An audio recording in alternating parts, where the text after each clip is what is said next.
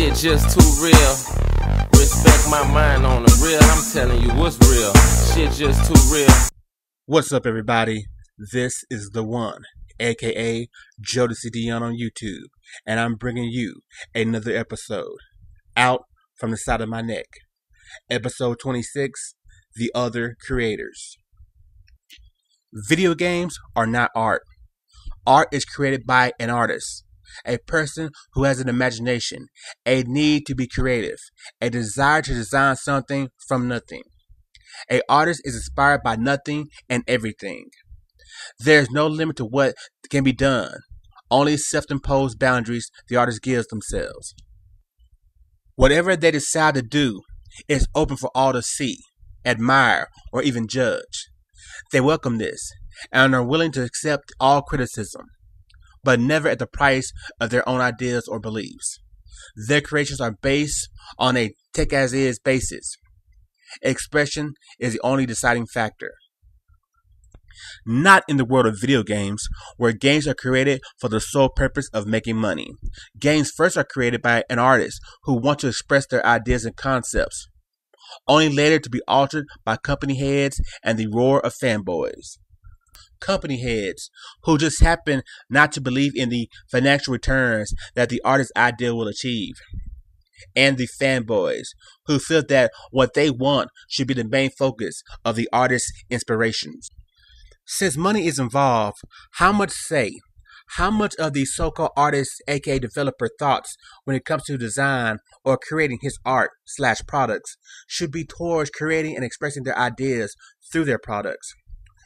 Or is their main and only focus be about doing and creating what their bosses and the customers want?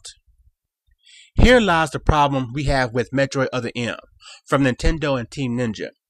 Metroid is a classic second-tier franchise created by Nintendo back in the NES era, a pioneer series that ushered in a new style level design, now known as Metroidvania, a mixture of action-adventure gameplay in a non-linear exploratory environment area. This style of level design allows the player to pretty much explore and go anywhere they want, even to areas that are meant to be accessed later in the game. It's so popular now that other franchises have adopted the style, like Konami's Castlevania series, Capcom's Mega Man ZX series, and Epic's recent Xbox Live hit, Shadow Complex. Metroid has made history for more than its gameplay, with the introduction to gaming's first woman superstar, Samus Aran, the lead playable character of the franchise since its creation, the first female lead whose sexuality has not been the main focus of her identity.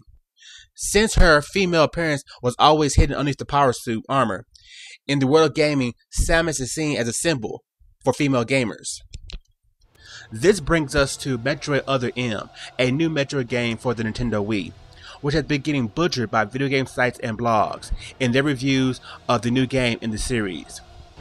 Why such bad average scores in this game? Is it horrible? Are the controls unresponsive? Maybe the quality of the graphics or sound are not up to the standards of other games of today. No. They're not judging the game by the basic standards on the review scale: graphics, sound, gameplay, play control, replay value, and overall enjoyment. Instead, they focus on two factors: story and character development.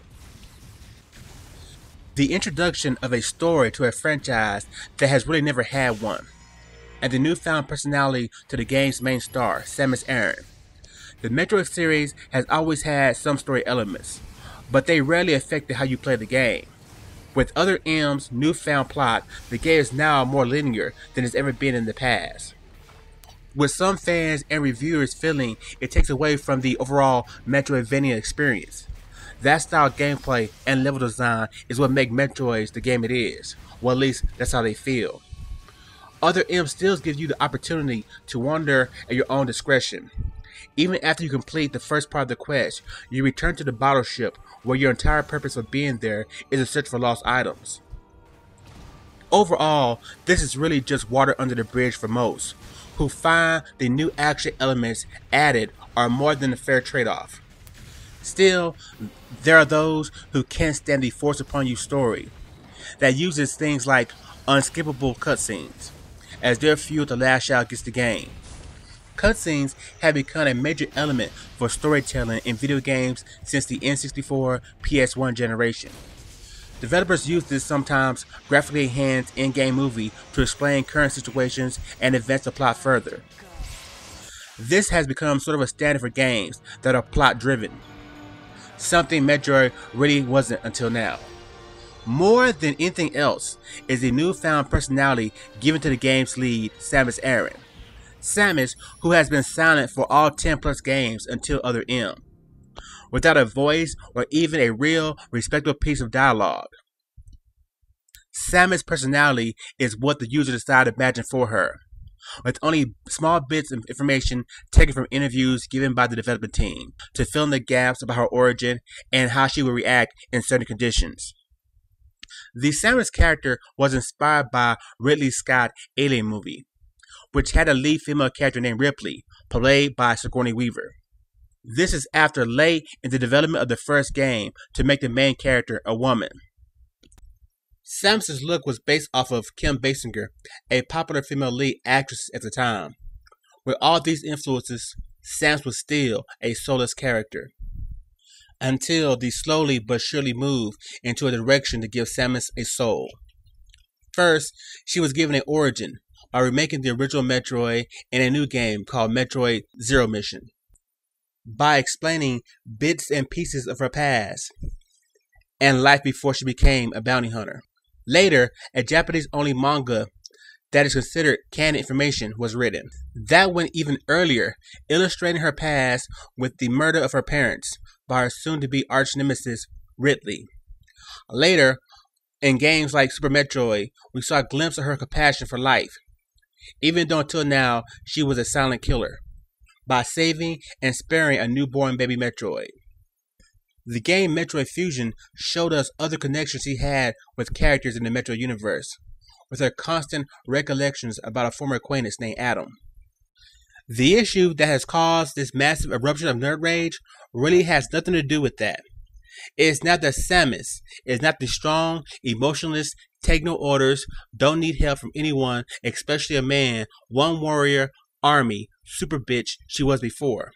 She is now really human, showing real emotions like fear, self-doubt, and concern that has her longtime fans upset. How dare one of the creators of this franchise change my character? My Samus is the one true Samus.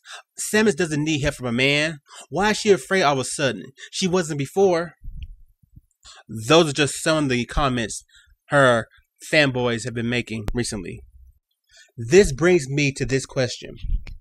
When can the artist, the developer, the creator of a character change, redesign, or alter their creation?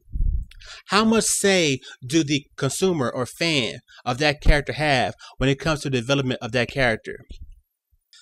This is a major issue within the Nintendo community, because only Nintendo has characters that have this level of longevity that makes them worth protesting about.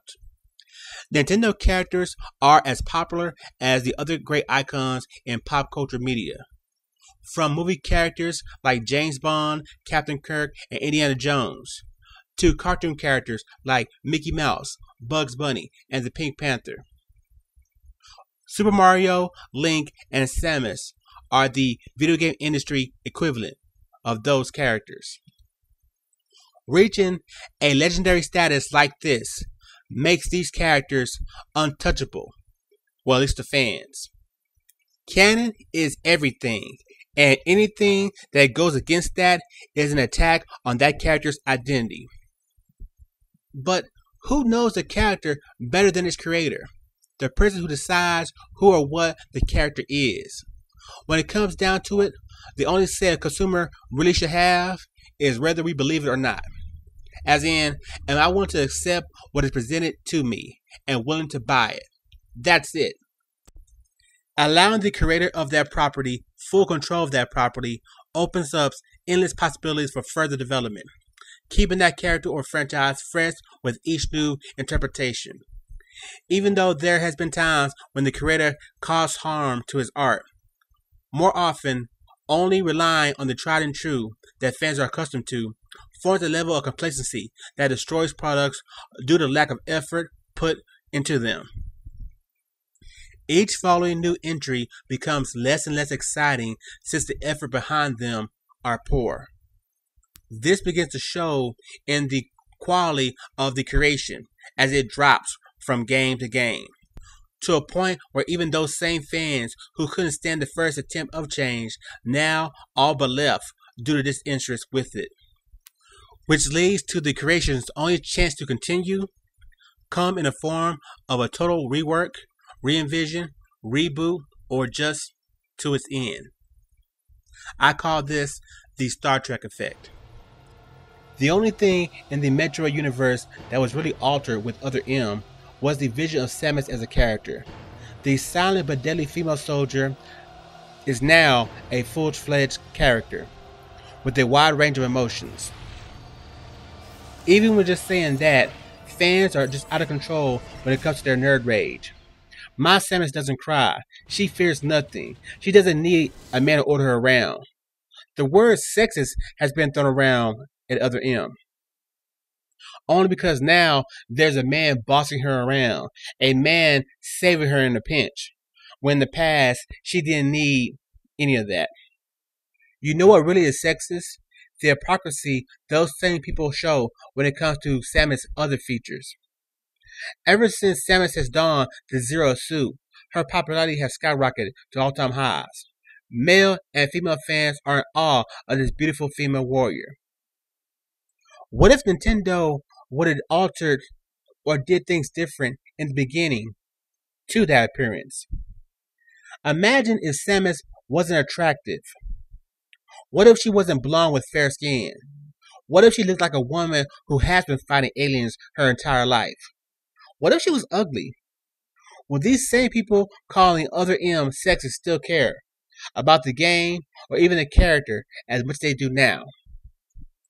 I can only imagine the kind of comments we will be hearing and reading about if she was unattractive. Hell, now I see why she's in that suit all the time. So come on, y'all. At least in this game, Samus is not going around shaking her ass, flaunting her breasts at the men to get her to do stuff for her. She's still a warrior. So, Nintendo gamers, how much say do you really want to have over your favorite characters? Should developers listen to your every desire when it comes to game design and character development? Or should they create the game they want, making the changes and taking the chances their heart desires? Either way, they have one purpose: make a game worth playing. And we have a choice to buy or not to buy. That's the way it should be. Always. This is the one. I'll see you next time. Peace.